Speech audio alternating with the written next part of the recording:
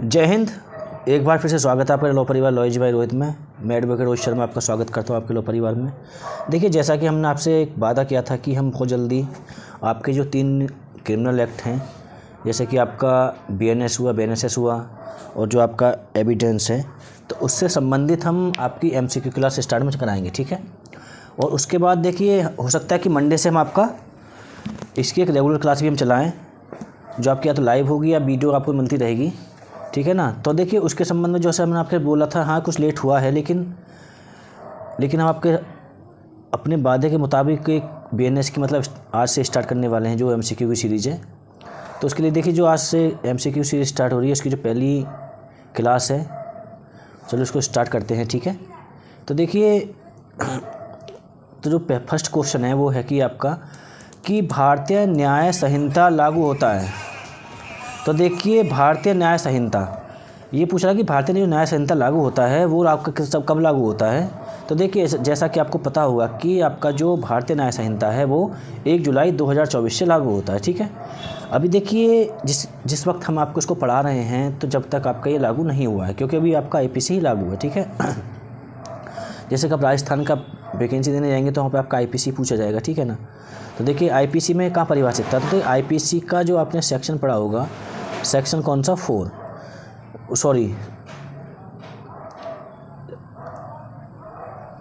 IPC में आपने कहाँ पढ़ा होगा, भारतीय न्याय संहिता आपका लागू है, वो आपका जो लागू था वो था 1 जनवरी 1862 से लागू, ठीक है। ये आपके IPC की डेट थी। लेकिन पूछा जाए कि भारतीय न्याय संहिता यानी BNSS की जो इन्फोर्समेंट की जो डेट है, लागू होने की डेट है, वो 1 जुलाई 2024 है, ठीक है। अब बढ़ते हैं नेक्स्ट क्वेश्चन की तरफ। तो देखिए, जो आपका अगला क्वेश्चन है वो है कि निम्नलिखित में से क्षेत्रातीत परावर्तन का प्रावधान भारतीय न्याय संहिता की धारा करती है, यानी कि जो आपका क्षेत्रातीत परावर्तन का, यानी कि किस क्षेत्र पर आपका लागू होती है, उसके बारे में जो प्रावधान। तो देखिए, अब BNS में आप जाएंगे तो BNS में आप देखेंगे कि जो आपका क्षेत्रातीत परावर्तन का जो प्रावधान किया गया है वो सेक्शन 1 में किया गया है, ठीक है। और सेक्शन 1 में भी कहाँ किया गया है, सेक्शन 1 में जो आपका किया गया है वो आपका किया गया है सेक्शन 1 के सब क्लॉज 5 में, यानी कि सेक्शन 1 क्लॉज 5 में आपका क्या किया गया है, क्षेत्रातीत परावर्तन के प्रावधान का प्रावधान किया गया है, ठीक है। और देखिए, मैं IPC की बात करूं तो IPC में क्षेत्रातीत प्रावधान जो किया गया था वो किया गया था आपका सेक्शन 4 में। देखिए, इस सेक्शन को आपने इसमें एक एग्जाम्पल पढ़ा हुआ, जैसे युगांडा वाला, कि कोई व्यक्ति युगांडा में कोई अपराध करता है, वह दिल्ली में पाया जाता है, तो उसके विरुद्ध कहाँ पे विचारण चलेगा, तो उसके विरुद्ध दिल्ली में, जहाँ भी भारत में वो पाया जाता है, जब दिल्ली में पाया गया तो दिल्ली में ही उसका विचारण करेगा, ठीक है। तो उसी के बारे में बात करती है, ठीक है। अब देखिए, नेक्स्ट क्वेश्चन की तरफ बढ़ते हैं। नेक्स्ट क्वेश्चन क्या है, नेक्स्ट क्वेश्चन है कि भारतीय न्याय संहिता 2023 में कुल कितने अध्याय दिए गए हैं। तो देखिए, जैसा कि आपको पता होगा कि BNS में पहले के अपेक्षा कुछ अध्याय और सेक्शन घटा दिए गए हैं, ठीक है। तो देखिए, इसका जो सही ऑप्शन है वो है आपका ऑप्शन B, यानी कि सेक्शन 20 दिए गए, ठीक है। तो इसमें देखिए 20 अध्याय, 20 चैप्टर, और आपके जो इसमें सेक्शन दिए गए हैं वो दिए गए हैं सेक्शन 358, ठीक है। और अगर हम बात करें देखिए IPC की, तो IPC में क्या था कि देखिए, IPC में आपको पता होगा कि हमारे IPC में 23 अध्याय और 511 सेक्शन दिए गए हैं, ठीक है। लेकिन अब BNS की बात करें तो BNS में आपके 20 चैप्टर और 358 सेक्शन के प्रावधान किया गया है, ठीक है। तो इसका सही ऑप्शन क्या होगा, ऑप्शन B। अब देखिए, नेक्स्ट क्वेश्चन की तरफ बढ़ते हैं कि भारतीय न्याय संहिता 2023 की कौन सी धारा पर्यटन के विषय में प्रावधान करती है, यानी कि ये देखिए पर्यटन के बारे में बात करता है। तो देखिए, ये पूछ रहा है कि BNS की कौन सी धारा।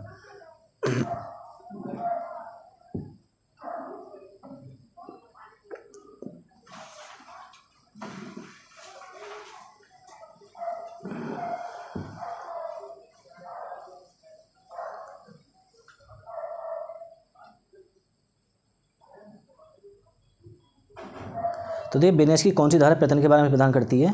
तो देखिए, जो सही ऑप्शन इसका होगा वो ऑप्शन होगा 62, ठीक है, यानी कि धारा 62 आपका जो प्रयत्न के संबंध में प्रावधान करती है, ठीक है। जैसा कि आपको पता हो, जैसे हत्या का प्रयत्न हुआ वो आपका IPC में 307 में दिया गया था, ठीक है। लेकिन आजीवन कारावास और कारावास से संबंधित प्रयत्न के जो अपराध दिए गए थे वो आपको कहाँ दिए गए थे, वो बीएनएस की धारा 62 में दिए गए, ठीक है। और हम अब आईपीसी की बात करें तो आईपीसी में जो आपका प्रावधान किया गया था वो सेक्शन 511 यानी 511, जो आईपीसी की आपकी सबसे अंतिम धारा थी वो आपका आपराधिक प्रयत्न के बारे में प्रावधान करती थी, ठीक है। तो देखिए हमको जो एक्ट पढ़ना है वो हमको बीएनएस पढ़ना है, लेकिन इसको कोलेट करना है, जो हमको इसको मिला के पढ़ना है आईपीसी के साथ। ऐसा नहीं कि हम आईपीसी करें उसके साथ बीएनएस को कोलेट करें, क्योंकि हो सकता है कि आने वाले एग्जाम में सिर्फ आपसे बीएनएस ही पूछेगा, लेकिन आईपीसी आपको इसलिए याद रखना है कि आईपीसी की को याद रखने से आपको बीएनएस जल्दी याद होगा, ठीक है। अब नेक्स्ट क्वेश्चन की तरफ बढ़ते हैं। नेक्स्ट क्वेश्चन क्या था, तो देखिए इसका नेक्स्ट जो क्वेश्चन है वो है कि निम्नलिखित को कूट के माध्यम से सही सम्मिलित कीजिए, यानी कि मिलाने वाला आपका क्वेश्चन आया है, ठीक है। तो देखिए इसमें मिलाने को हम बैठते हैं तो क्या है, पहला पूछता है कि समान न्याय से, ठीक है। समान न्याय से कहाँ दिया गया है, तो समान न्याय से देखिए बीएनएस की धारा कहाँ दिया गया है, तो ये दिया गया है आपका 35 में, ठीक है। अब विधि विरुद्ध जमाव, विधि विरुद्ध जमाव कहाँ दिया गया है आपका 189 में, ठीक है। अब ये बात करता है पनिशमेंट की, पनिशमेंट कहाँ दिया गया है आपका, वो दिया गया सेक्शन 4 में, ठीक है। और समान उद्देश्य यानी कॉमन ऑब्जेक्ट, कॉमन ऑब्जेक्ट जो आपका दिया गया है वो दिया गया है आपका 189 में, वो सॉरी 190 में, ठीक है। तो देखिए अब इसको हम सही मिलाएं तो इसका देखिए ऑप्शंस क्या बैठेगा,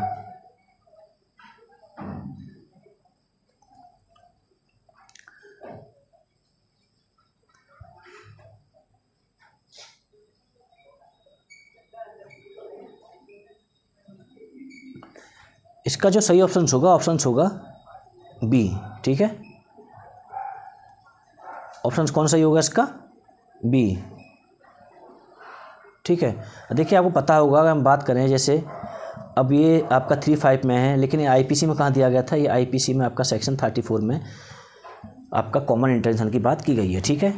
दूसरा विधि विरुद्ध जमाव, ये आपका आईपीसी में कहाँ गया था 141 में, जहाँ आपने इसकी परिभाषा पढ़ी होगी, ठीक है। पनिशमेंट आपका कहाँ दिया गया था सेक्शन 53 में, ठीक है। और जो आपका कॉमन ऑब्जेक्ट दिया गया था 149 में, ठीक है।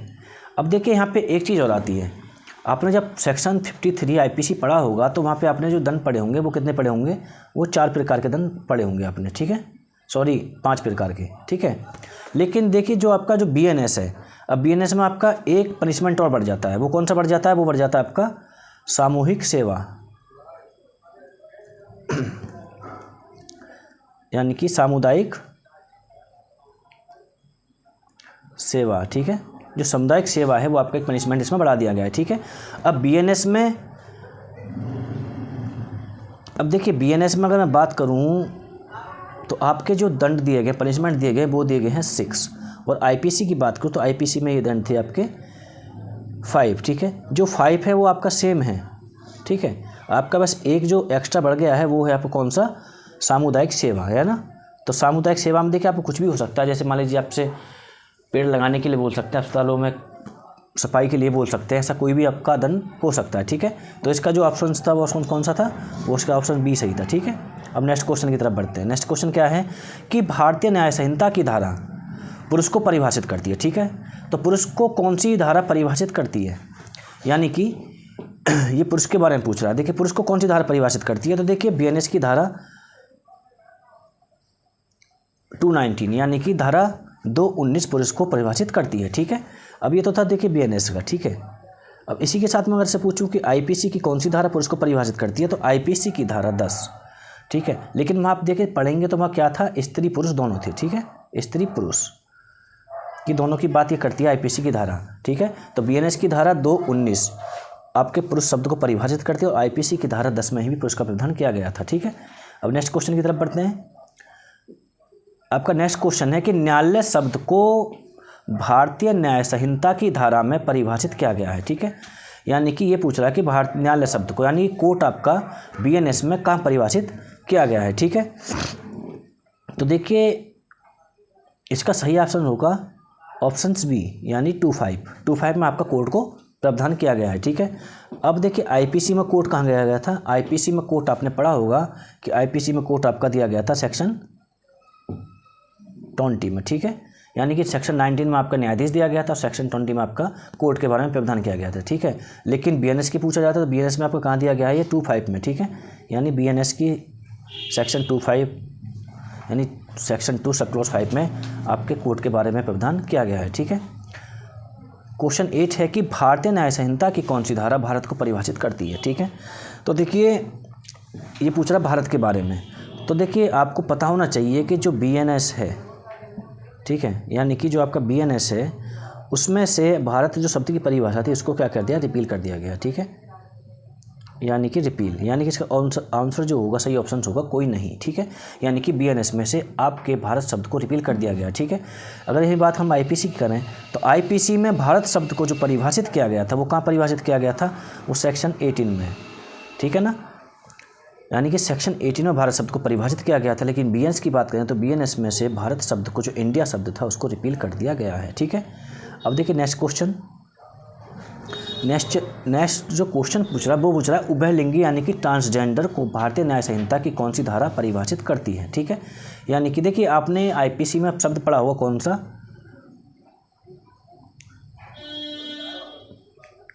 लिंग शब्द, यानी कि जेंडर के जेंडर आपका कहाँ परिभाषित है। ठीक है, तो आपको पता होगा कि इस IPC के सेक्शन 8 में आपके जेंडर के बारे में इसने प्रावधान किया गया था। ठीक है, वहाँ सिर्फ लिंग शब्द था।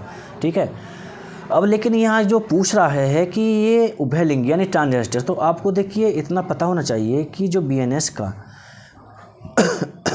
सेक्शन 210 है, ठीक है, जिसमें आपके जो ट्रांसजेंडर को भी जोड़ा गया आपकी बात। ठीक है ना, यानी जो आपका लिंग शब्द जो जोड़ा गया था, जो सेक्शन IPC के सेक्शन 8 में जो लिंग शब्द बताया गया था वही लिंग शब्द आपका 210 में बताया गया, लेकिन उसमें ट्रांसजेंडर शब्द को भी आपके साथ में जोड़ा गया है। ठीक है, तो यहाँ से आपका एक नया क्वेश्चन देखिए उठ के आता है कौन सा, कि ट्रांसजेंडर को BNS में कहाँ परिभाषित किया गया है। ठीक है, तो इसका सही ऑप्शन होगा ऑप्शन B, यानी कि 2 की धारा 10 में।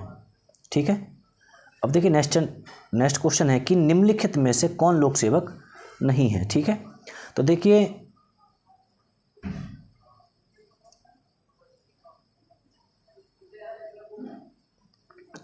सॉरी आगे बढ़ गया है। तो देखिए ये पूछ रहा है कि निम्न में से कौन लोक सेवक नहीं है। ठीक है, तो ऑप्शन से देखिए इसका है मुख्यमंत्री, central board of film sensor, बीमा कंपनी का सर्वेक्षक, राष्ट्रीयकरण बैंकों कर्मचारी।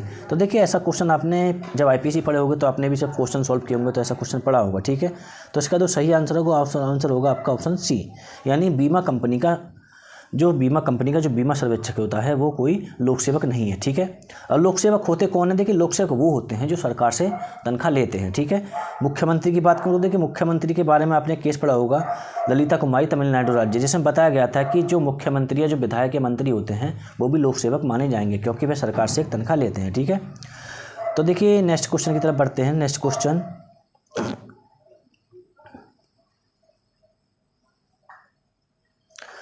क्वेश्चन है कि निम्नलिखित में से मूल्यवान प्रतिभूति नहीं है। ठीक है, तो देखिए एक पट्टे की प्रतिलिपि, एक किराए का पत्र, तलाक का विलेख पत्र, एक प्रोमिजरी नोट। ठीक है, मूल्यवान प्रतिभूति। तो देखिए इसका जो सही ऑप्शन होगा A, एक पट्टे की प्रतिलिपि मूल्यवान प्रतिभूति नहीं है। ठीक है, नेक्स्ट क्वेश्चन की तरफ बढ़ते हैं। नेक्स्ट क्वेश्चन है कि भारतीय न्याय संहिता की धारा ... बेईमानी शब्द को परिभाषित करती है। ठीक है, यानी कि इसने पूछा है कि बेईमानी शब्द, तो देखिए आपको पता होगा कि बेईमानी शब्द को IPC में कहाँ परिभाषित किया गया था, तो जैसे आपको पता होगा 24 यानी कि सेक्शन 24 में बेईमानी शब्द को आपको परिभाषित किया गया था। ठीक है, अब बात करें BNS की, तो BNS में इसको कहाँ परिभाषित किया गया है, तो इसको BNS में जो परिभाषित किया गया है आपका सेक्शन 27 में। ठीक है, यानी कि धारा 2 की सब क्लॉज 7, यानी कि धारा 2 की उपधारा 7 यानी 27 में आपका किसको परिभाषित किया गया, बेईमानी शब्द को परिभाषित किया गया है। तो इसका ऑप्शन जो क्या सही होगा, इसका ऑप्शन सही होगा C।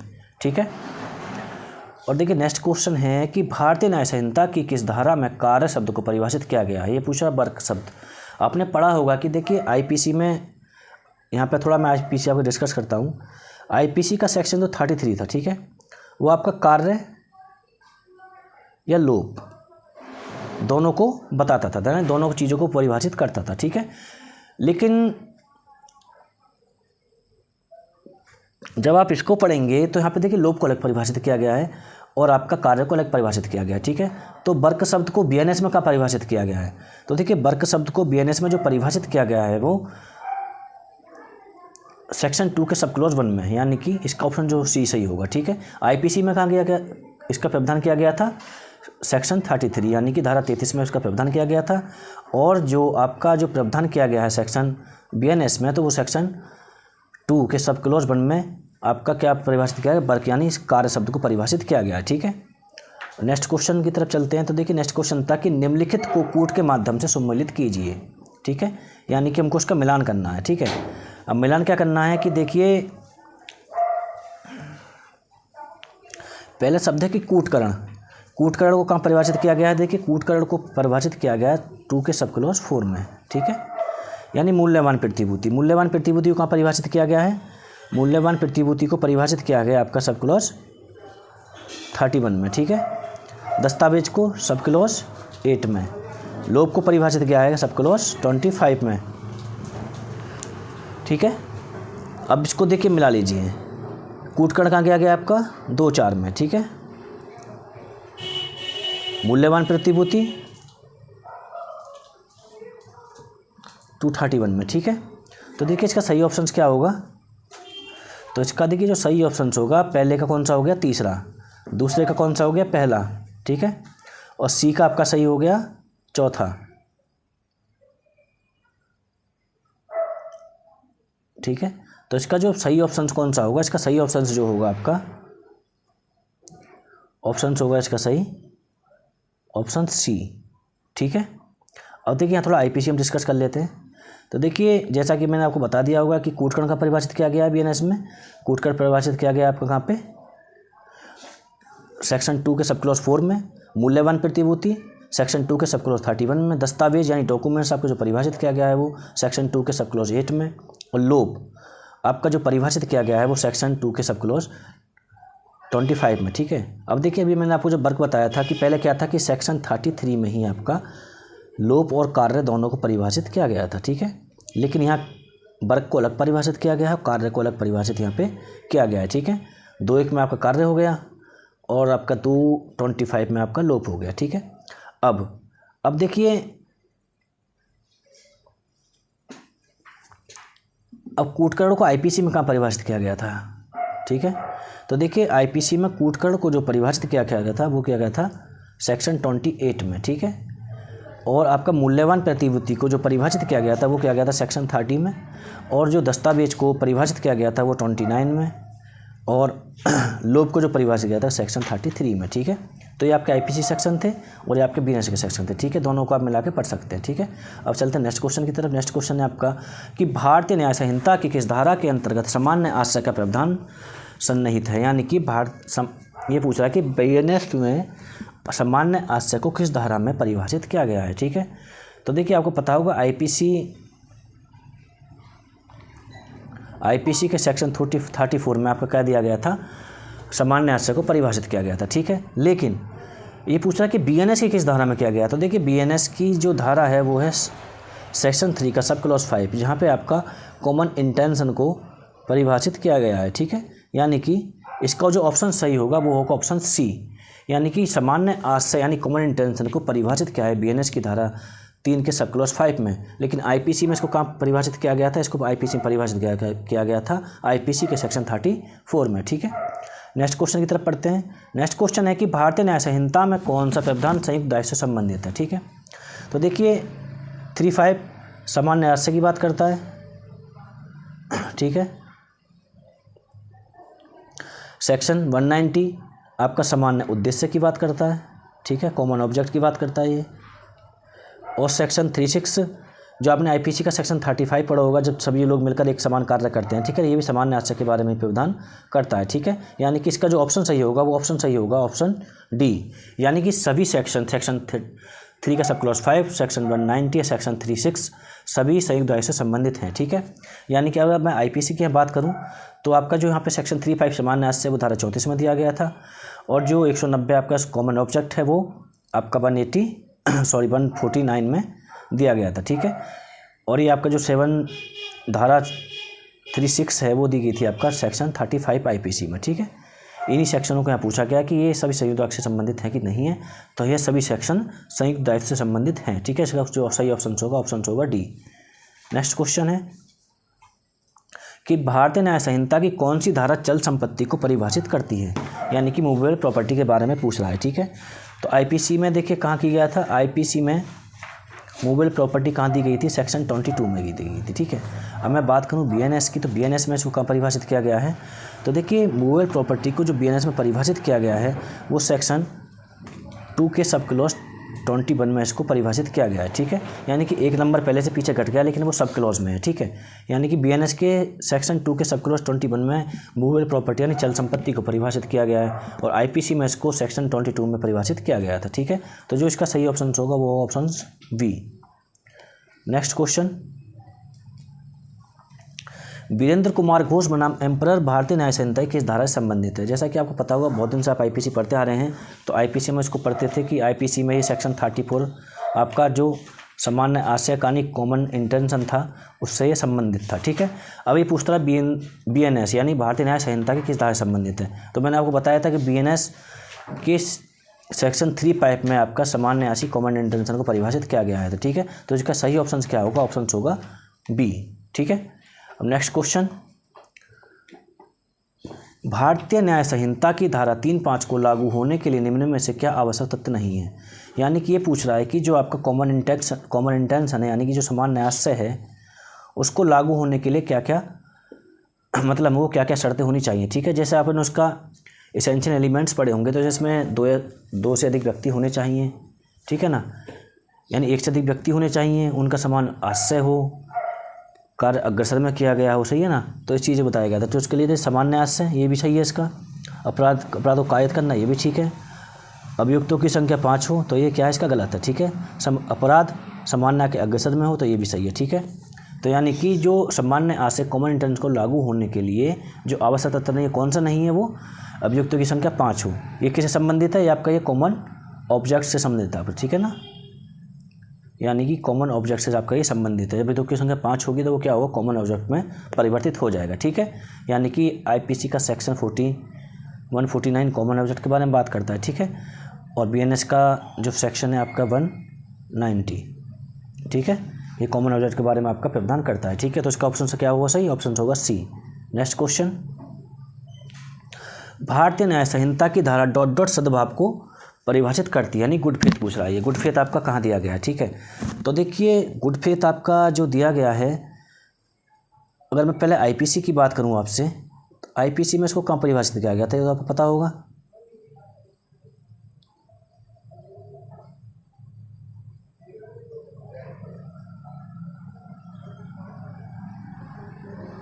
आईपीसी में गुड फेथ को कहाँ परिभाषित किया गया था, तो देखिए गुड फेथ को जो आपका सेक्शन 52 यानी कि जो आपकी डेफिनेशन क्लॉज थी, जो सेक्शन 52 था, ठीक है ना, 52A में क्या था आपका, वो संशय था, लेकिन 52 में क्या था, गुड फेथ को कहाँ परिभाषित किया था, आईपीसी में 52 में किया गया था। ठीक है, लेकिन ये पूछ रहा कि भारतीय न्याय संहिता की धारा ...